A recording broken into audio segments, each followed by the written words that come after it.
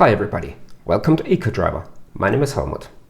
Today I show you how to drive the Renault Clio E-Tech Hybrid with less than 4 liters per 100 kilometers.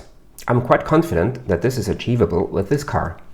We have here the 1.6 liter 4-cylinder with 67 kilowatts, 91 horsepower and 2 electric motors with together 51 kilowatts, 69 horsepower. System power output is 103 kilowatts, 140 horsepower. The traction battery has 1.2 kilowatt-hours gross, but only 0.55 net. NEPD consumption is 3.8 liters per 100 kilometers, and up to around 75 kilometers per hour, 46 miles per hour, this car can go in pure EV mode. The hybrid module is self-developed by Renault. They claim it's Formula One technology. There are 4 speeds for the petrol drivetrain and 2 for the electric motors, but they claim there are 15 possible different gear situations. Well, we see how this works on the road. The unladen weight is 1,313 kilograms, 2,889 pounds.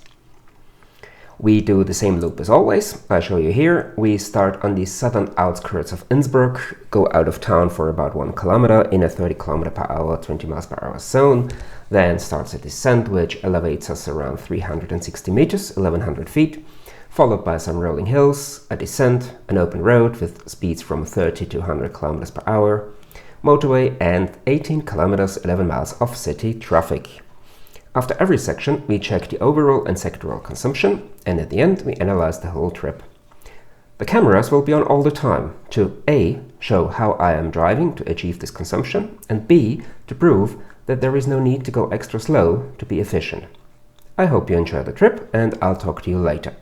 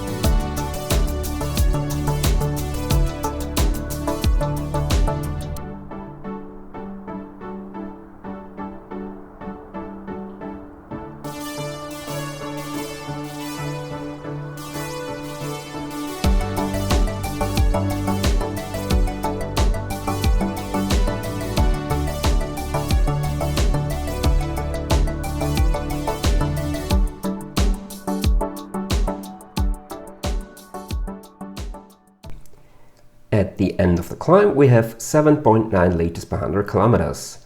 So far, this drivetrain feels okay. The only thing I noticed is that the engine revs up quite high, which is caused by the fact that we only have 4 gears, so it's natural to get high revs.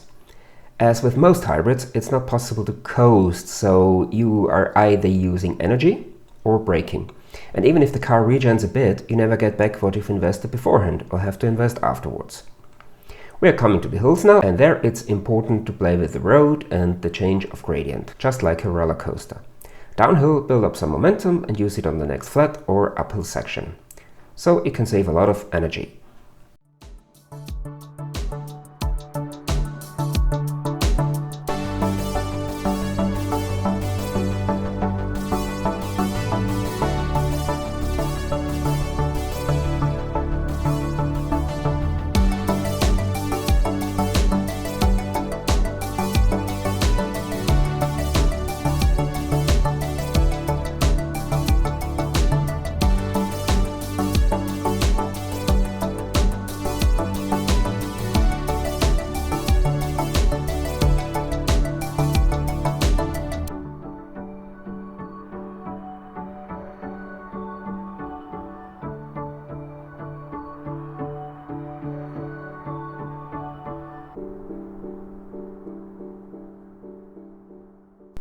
At the end of the hills, we have 6.2 liters per 100 kilometers.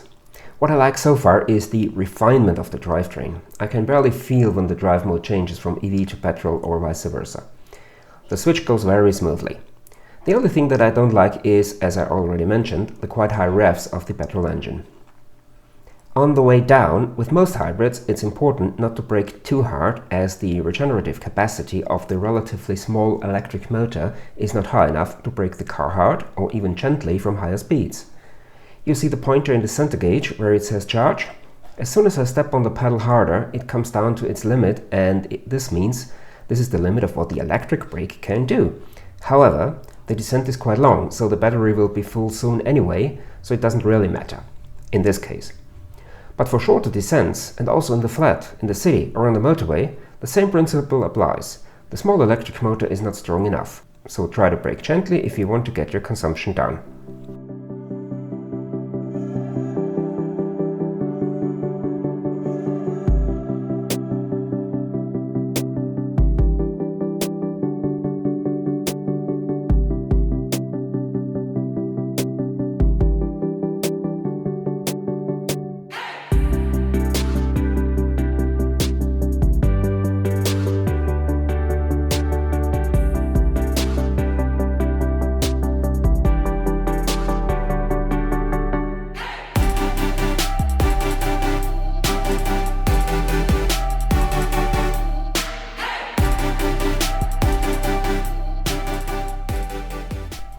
At the end of the descent, we have 4.2 liters per 100 kilometers. With hybrids on this loop, the thing is that the consumption will be definitely lower at the end than it is here, as we have stored around 2 kilometers or so in the battery, and we still need to cover those in order to use the energy that we got back on the way down. We are now approaching the open road section with speed limits ranging from 30 to 100 kilometers per hour, 20 to 62 miles per hour.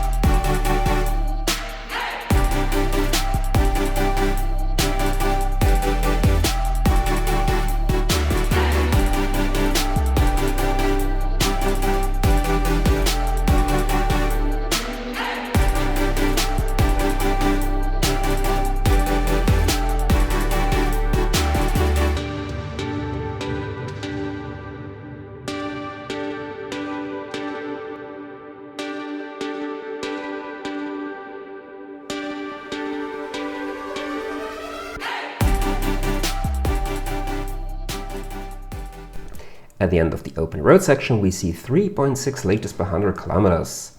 I'm honestly a bit surprised, didn't expect that. Now on the motorway, we are restricted to 100 kilometers per hour, 62 miles per hour for the next 17 kilometers.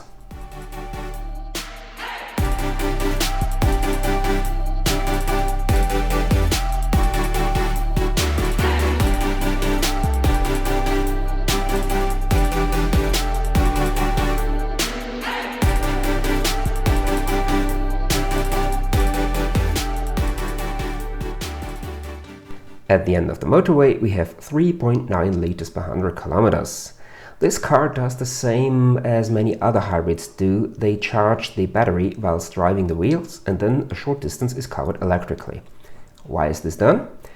If you drive at, let's say, 105 kilometers per hour, as we did, the load on the engine is rather low and the burning process of the fuel is not very efficient. In order to increase the load and therefore use fuel more efficiently, the alternator is driven and produces energy to charge the battery. This means that we get the electricity relatively cheap. In the city, it's important to try to avoid change of speed. Of course, it isn't possible to do that, so we should try to soften our speed changes. Try to avoid coming to a standstill, look ahead, anticipate what other road users might be doing. And if you do your trips on a daily or weekly basis, you probably know the sequences of the traffic lights, and so you can try to build this into your driving style.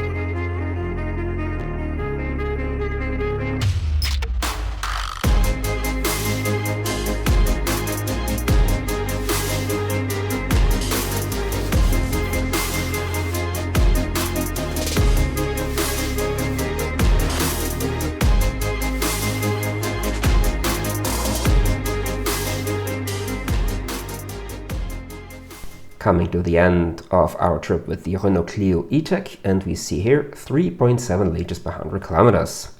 That's definitely better than expected, and now let's have a look at the details. So here we see the table with the sectoral and overall consumption. Noticeable are the good numbers on the open road and the city, even uphill. I think that's fantastic. And here we have the table with all the hybrids I have tested so far, and you see that this car is up with the very best. There are such small margins between the best cars that can be down to accuracy of the board computer, traffic situations, tires, weather, but we definitely see that the Clio E-Tech is up with the best so far.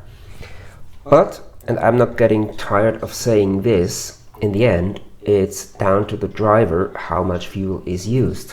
You have it in your own hand or in your own foot and up here to reduce the consumption if you follow some simple rules. Talking of which, here you find the video with the 5 tips of how to drive hybrid cars more efficiently, and down here you find the playlist with all the hybrid cars I have done so far. If you generally like what I'm doing, feel free to subscribe to this channel, and if you hit the notification bell, you won't miss any new video. Thanks for watching, take care, see you next time.